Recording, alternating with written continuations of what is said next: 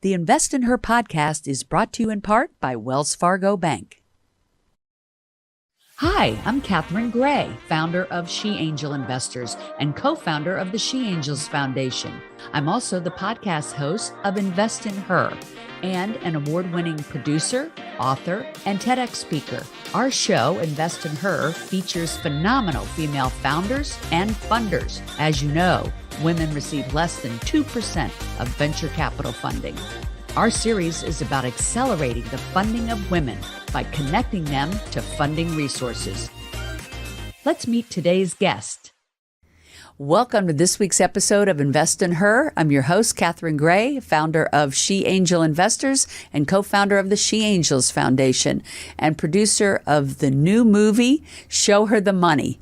And that's where I met my next guest. We were at a screening in Seattle, Washington, and had the pleasure of meeting her. She is the managing partner of Swizzle Ventures. Let's welcome to the show, Jessica Kamada. Hey, Jessica, how are you? Great. Thank you so much for having me on, Catherine. You bet. Wow. I will say that Seattle, Washington screening was on fire, right? It really was. Yeah, it was amazing to have a great combination of students, angels, and just the community out to support. It was. I think we had 400 plus people. This was at the beautiful theater at the University of Washington and the Entrepreneurial Innovation Center that they have there. Like you said, such a great mix of people. And I love that students are learning about venture capital. And, you know, here you are, having started your own venture capital fund. You are one of the reasons we made the movie, to shed a light on what I call the unsung heroes of this industry, because you are the women that are out there raising the money to invest in these women founders.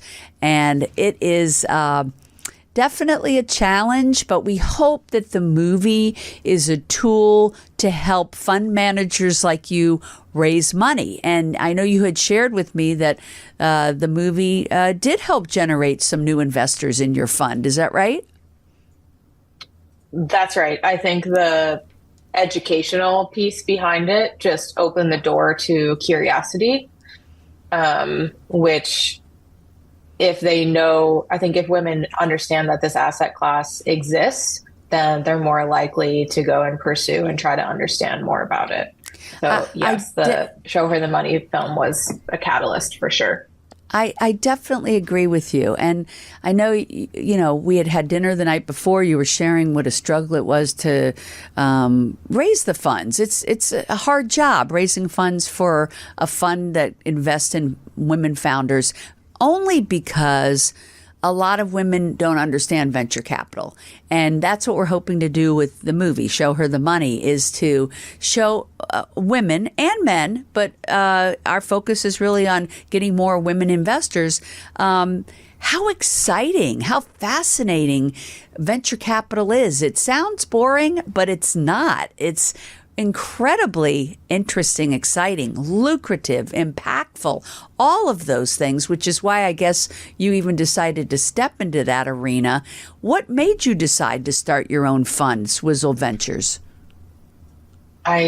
Yes, I think I'll just comment to say that I think for women to start investing, it's both education and awareness, and then it's also access to this asset class, which is huge. And more founders and more fund managers are seeing women as very capable and likely investors that we're now kind of going after as LPs or as angel investors in our endeavors. So yeah, I love that question. And I'll take it back a little bit and speak to my background and why I started this. I'm coming to VC as an operator. So I have been in what I'll call consumer growth. So growing technology companies for the last 15 years or so. I'm originally from Michigan, born and raised outside of Detroit. After I graduated college into kind of the aftermath of the 2008 recession, this little thing called the iPhone was was just getting started, and I was so curious as to how mobile and the birth of this new technology was going to shift consumer behavior. So my first job out of college was at one of the first mobile first consumer startups. Huge learning experience. I was on the founding team and then went to a slightly larger e-commerce company after that. Both experiences were different in their own ways, and I got to really be on the ground level in San Francisco at this time of just booming innovation. And I had a business partner and a former colleague that kind of came to me and said, hey, like, we're seeing a lot going on in mobile right now. We were both working in-house doing digital marketing at companies, working with agencies that were, not very transparent. The truth was that no one really knew what they were doing in mobile because it was such a infantile industry and there was not a lot of foundation going on there. And so we kind of came in and said, hey, like, we're two Midwest kids with a lot of integrity, and I think we have some chops, and I think we can figure this out. So let's start an agency to be that boutique agency that really knows their stuff, that can work with these kind of brand new mobile first consumer companies. And for us, it was right time, right place, right market. Boy, I will say, because I read your background and I'm like, wow. I mean, you guys built this bamboo growth marketing agency and had clients like Headspace, DoorDash, Peloton, and New York Times. I'm like, I'm blown away by your background that you helped to generate companies like that, their marketing strategies. And I'm thinking that's got to be invaluable to what you bring to the table with your fund. So, yeah, tell me more. That's right. Yes, like we were the ones making the sausage, if you will, behind the scenes of these companies at the earliest stages. And we had this amazing roster of clients, which just kind of breeded word of mouth of our work and brought us more amazing clients. And after a while, as you can imagine with that client list, like 5 to 7 years into our agency, those clients started to go public or they started to have amazing outcomes. And we kind of looked around and said, oh, wow, like, it would have been amazing to have some kind of outcome of our own there. Meaning that you wish you had invested in those. That's right. We wish we would have had some equity to have that upside. Totally. Like we built a very successful services business, but the revenue growth in services business is very linear. The only way to make more money is to, hire more people that can do more work. There's not a lot of levers to change the growth trajectory of a services business, but having equity and investing is one of those. So, and I would just want to say, when you look at those companies that you were helping to build through digital marketing, Headspace, DoorDash, Peloton, the people that really made the most money were the ones that were in on the ground floor. And that's really what venture capital is. Being in before it even hits the public market, where people may or may not make money or any large degree of money once it's on the public market. And that really is the secret of venture capital, right? Is getting in on the ground floor. And I think it's so cool that as you helped build those companies, that you saw that opportunity and thought, I'm going to start my own fund because I can see that's really where the largest profits are made, right? Oh, yeah. And I think also being an employee in tech startups and having also a lot of friends who were employees in startups, I think there's also a myth with tech workers that it's like, oh, if you go work at a at a tech company that makes it big, you're going to have a big outcome yourself. And that's not true. A lot of times, the only people who make money are venture capitalists who are in the quote unquote preference stack. They are, when venture capitalists and folks that get in early from an investment perspective are always going to make more money, or at a higher multiple than those who work there. So I think that was a big realization during that time as well, that really the way to make money in venture is to be an investor. Yeah, I love that we're educating people on that fact, because I think a lot of people don't realize that. And with Show Her the Money, we're trying to do that, pull back the curtain and say, hey, here's a whole alternative asset class to what your wealth manager is probably recommending. And you should be putting 5 to 10% of that over here in this alternative investment class called venture capital. And with the movie, we tried to make it really simple to understand that it's not that complicated.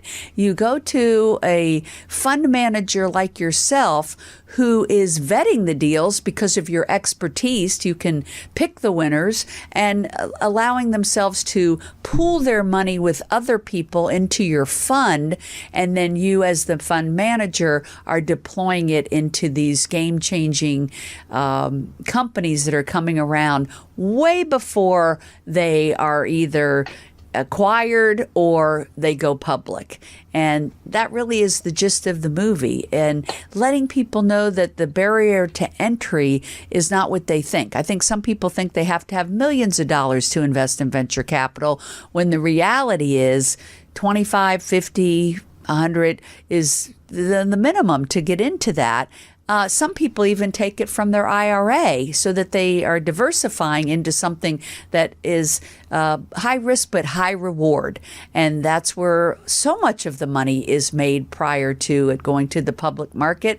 But a lot of people, especially women, don't know about that, don't know they have access to it. And I'm so excited that more women than ever are starting their own venture capital funds. And like I say, you guys, you ladies are the rock stars of this industry, because you're changing it. You're changing the game, and we're letting people, women, know this is an asset class they can actually participate in. And I think then sometimes once they decide to do that, they're like, well, where do I go? How do I find that fund? And that's why we have the Invest in Her podcast, so we can, showcase women like yourself so they know, oh, if I want to invest in some upcoming technologies, Jessica Kamada has the Swizzle ventures that I could invest in. And that's really what this is all about, is letting people know that they have access, where the contacts are, how they connect. And so what is it, Jessica, that you really focus on investing in? Is it tech? And how do you decide who you're investing in? Yep, that's a great question. At Swizzle Ventures, we're investing in companies that advance women's health and wealth, focused on pivotal life stages. We fundamentally believe that women should be earning just as much or more than men over the course of their lifetime, but there are very systemic reasons why they're not. And so we're investing in the 3 key sectors that are filling those gaps for women: healthcare, caregiving, and financial health. So given my broad growth background, in mostly consumer businesses, I am taking my knowledge of how businesses grow, being inside and operating inside of 12 unicorns at this point, and kind of knowing what they look like at the earliest stages, and bringing that to these key sectors. One other thing that I guess I'll mention that I think is interesting with my agency background is that I'd say 90% of the clients that we worked with were founded by men, whether they were businesses that were made for women or not. And I've started digging a little bit more into that. And I realized that 80% of, businesses that are made for women are actually founded by men, which is astounding. Even though women control, 80% of consumer spending, 85% of healthcare decisions, So you think about like how much more successful a female-led company could be that actually builds for women and optimizes for that female dollar. But so what you're they saying, need to be funded to be able to grow. So what you're saying is, and I've heard this, like everything from like tampons to intimate wear for women is coming from companies founded by men who are capitalizing on the fact that women buy all these products, and women should be benefiting from that also. And I see more women getting into creating companies that are, creating products for women. I'm seeing a shift in that because we should be benefiting from it. We're spending 80% of the money on there. We should have 80%. We should have more than 50% of the investments going into those companies and products, and be the ones running it and creating it. So I think we're coming to this realization and awareness that we need to be the founders and the funders, and we're perfectly capable of doing that. And we just have to know how. And that's why I love what you're doing is, running your own venture fund, giving female founders an opportunity to get funded, and giving women an opportunity to invest in those women. Perfect scenario, what you're doing. Thank you. Yeah. And we're really looking for companies that, have the potential to be billion-dollar outcomes. Right. I see that. And I wanted to say, you use the word unicorns. And for those that don't know what that is, I believe that would be like a privately owned billion-dollar company, right? Like that's the goal. That's right.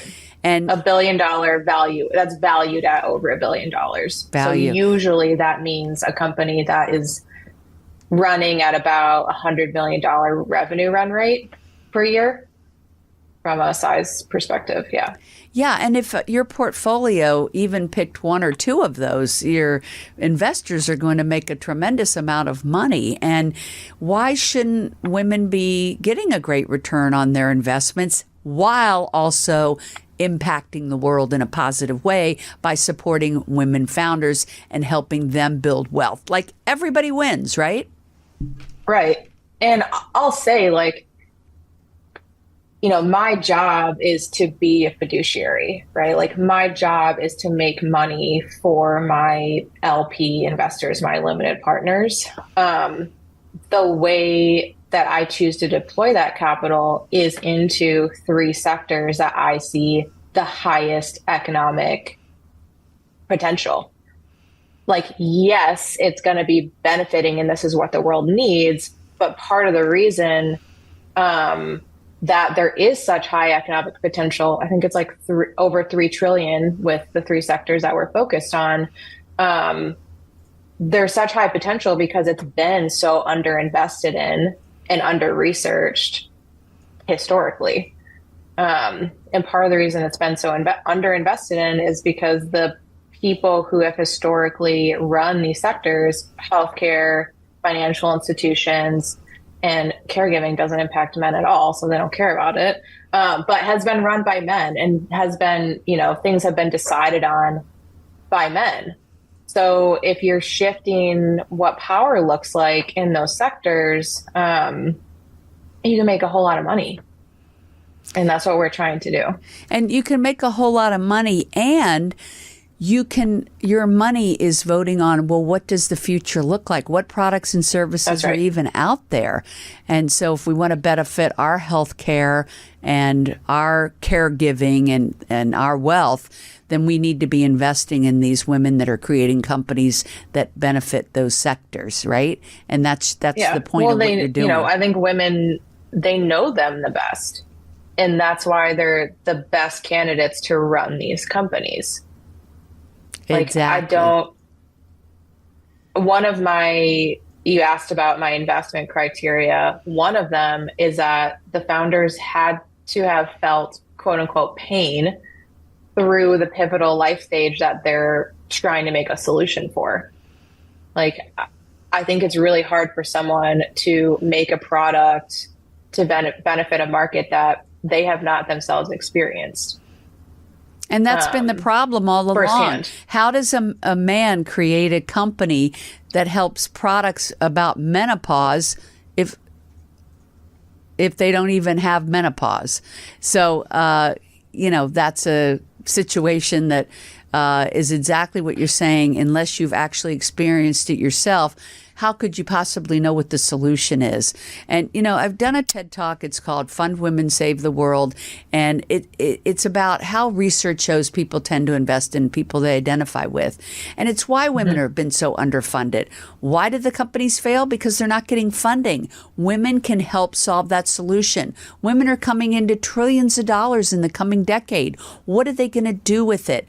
Why wouldn't they take a percentage of that, put it in women-founded venture funds like yours, and help smart, brilliant women innovators to create products that are going to benefit the women population and the planet at large? Why wouldn't they do that? And so that's the purpose of our tour with the movie, is to educate women about women like you that are starting their own funds that invest in women, why it makes sense, why it's a good financial investment as well as a good social conscious investment. And what better combination than that to utilize our money for, right? So ladies, we have to vote with our money by making these investments in the future. So thank you so much for the work that you're doing. I know you have some pretty high profile investors in this fund. I see you on the WNBA basketball court, and I know you're having fun with this, and that's the key to success, I think, is loving what you're doing and know you're making a difference. And what an opportunity to have you on today and have people learn about Swizzle Ventures. Just curious, Swizzle Ventures, how'd you come up with the name? Yeah, thank you. There is a sports tie-in into that. So I grew up figure skating in Michigan. It was like, I say that it taught me how to be gritty and graceful at the same time. Did that for about 10 years competitively. And a swizzle is a foundational figure skating move that's made out of pivots on the ice, which coincides with our thesis of supporting women through pivotal life stages. I like that. I thought it would have a cool explanation. Thanks for sharing that. So, Jessica, where can people find you? I take it you're on LinkedIn? LinkedIn is the best place to find me. Just by searching my name. And we do have a Swizzle Ventures page as well on LinkedIn. Great. Well, for those just listening, Jessica spells her last name Kamada, Kamada, and you can look up Swizzle Ventures. Of course, I'm also on LinkedIn, Catherine Gray, Catherine with a C, Gray with an A. SheAngelInvestors.com is our website with lots of resources. Of course, the podcast and our 6 Ways to Fund Your Business e-course for founders. And also, we do have the movie out that we were just talking about called Show Her the Money.